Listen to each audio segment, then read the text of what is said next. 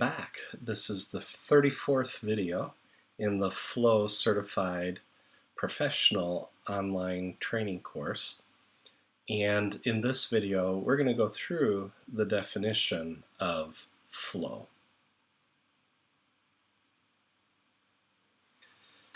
So the leadership takeaways for this video are we're going to look at how we defined flow in our book. In chapter 1, we have a longer definition, and in chapter 9, a more concise definition. And we're going to look at flow through the 4 lenses that we've been using all along. In chapter 1 of our book, Flow, Ted and I defined flow as the state of optimal performance achieved by applying a clear, consistent, persistent, and unified vision at all levels of an organization. So that is a rather long definition of flow. But our main idea there was to get a unified vision. To get a unified vision, you need one language, one mind, one plan, then you can get to a single vision. And I believe we've shown you the 3-sided triangle that had those 3 in one of the previous videos. The unified vision is what we used to call the framework, because it was the unified vision framework. And we switched over to flow about 5 years ago, 6 years ago now, actually. And we felt that flow best described the state that we were trying to achieve for each individual, for each team, for each product, and for the whole organization. In chapter 9, we shorten our definition to flow is defined as the optimal state of high performance. So when you're using flow in all of the tools and models and frameworks and mindset, flow will help you achieve and sustain higher levels of performance for yourself individually, for your teams, and for your organization. So that's the purpose and goal of this entire preparation course. It really doesn't do anyone much good if you take our book and you read it, you go, oh yeah, this is good. And then you take the book and you toss it. And you don't take anything out of the book and start to use it in your daily activities of what you're doing. So our goal is to help you take it from the book and actually start to apply it in all of the areas in which you're working. Because if you're not doing that, then the value is 0. And we know that flow has returned value to organizations and to individuals and to teams in terms of hundreds of % increases. And the last time I tallied up flow, it was over $100 million or euros, whatever way you want to count it, in value add to organizations, either through increasing sales, decreasing costs, getting rid of, or mitigating risk, and also helping companies determine their priorities so that they could choose to do the right thing.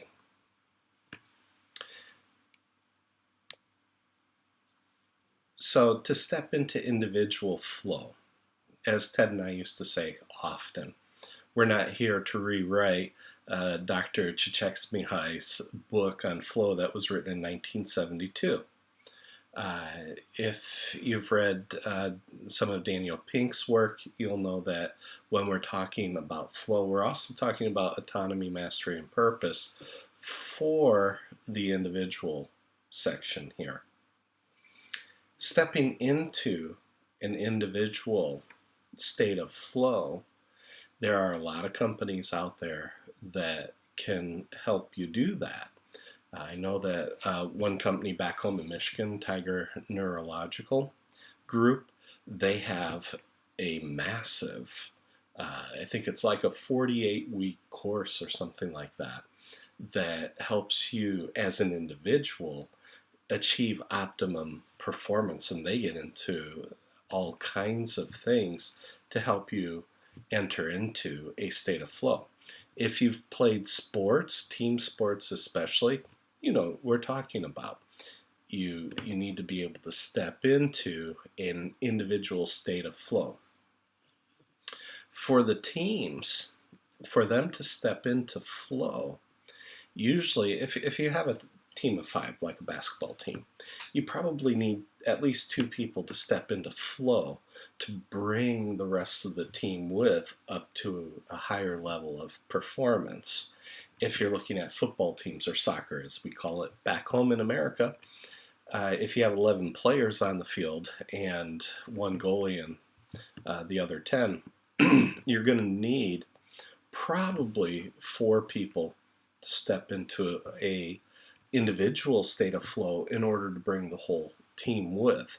I know I've shared the example about the Swedish national team that had the star, and when he was on the team, they were not performing well. When it was just the team without that star, suddenly they started winning and they got into the World Cup. I gave the example with Chicago Bulls, and it was the same thing there. When Michael Jordan and Scottie Pippen both stepped into individual flow, they took the team with, nobody could beat them. But when they lost Pippen that last season, no one else stepped in at the same level that could step into an individual state of flow in order to help Michael Jordan win. He was still individually stepping into flow, but the rest of the team wasn't. And even the worst team in the league was able to beat the Bulls. For stepping into the product development flow, that takes a lot of work. It's a lot of discipline. All of this takes work and discipline and the pursuit of excellence. The pursuit of excellence for the individual, the pursuit of excellence for the team, and then for the rest of the areas here, pursuit of excellence for your product development and being at the front edge of that innovation curve and being able to understand when it's time to reinvent yourself. You don't want to have the Kodak moment where they had the digital camera and didn't do it. You don't want to be the Nokia that had the individual touchscreen phone ready for production in 2004, and by 2007 Apple took over the market, and the rest is history, and Nokia phones are nowhere to be found. And so stepping into flow for the programs and the processes and for line management and everything else that's included in this box takes discipline and hard work and the pursuit of excellence in those areas. And then as you're building this out and you're getting the whole organization with, from the portfolio level to the executive level, they need to lead by example. They have to walk the talk. They cannot just talk the talk. If you're talking the talk, please stop. You're wasting your money. You're just going to irritate your employees, and in the end, it will not be what you wanted to achieve. It takes time. It takes time to get teams up the curve from struggling, going through the motions, performing, and then hyper-performing. It takes time to get there. You're not going to grow the roles and the team members overnight. You can't send them to just a 2-day course and expect them to be able to perform at a highest level. It's like sending somebody to basketball camp for 2 days and thinking that, hey, they're going to come back and they're going to be the next Michael Jordan. It takes hours and hours and hours of work. Everyone knows the 10,000 hour rule about if you want to be an expert and if you want to be the best, you have to put in the time. And it's not just putting in the time, you need to be continuously improving and learning as you go. If you're just putting in the time, you can put in 10,000 hours and you're still bad. So make sure that it's a pursuit of personal excellence multiplied across the entire organization, person by person, team by team, product by product, program by program, portfolio by portfolio, and then eventually to the whole organization. So we looked at the definitions. The optimal state of high performance is chapter 9. And then we looked at flow through the 4 lenses, and we were not here to reinvent the books. By the way, for product development flow, Reinertson's book is really good. Our book, on the other hand, I believe, is the only book that brings all 4 lenses together in a leadership framework that is your umbrella for everything that you're doing, and in a leadership framework that's methodology agnostic. And so there's multiple books on flow for individual, team, product, and organization separately, but ours is the only one that brings it all together in a single leadership framework with both the mindset and the tool set that will get you to where you want to be.